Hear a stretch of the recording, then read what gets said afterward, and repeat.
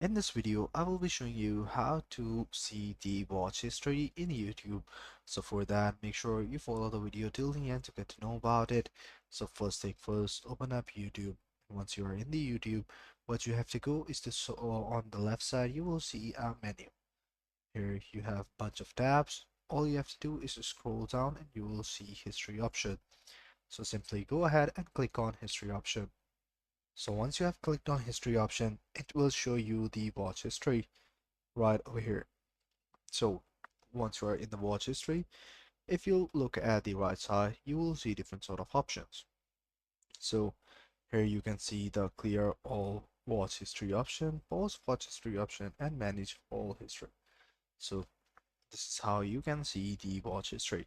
If you like the video, please subscribe to our channel, like the video, comment under the video, and that's how you can do it. I hope you find this video helpful. Take care. Bye bye.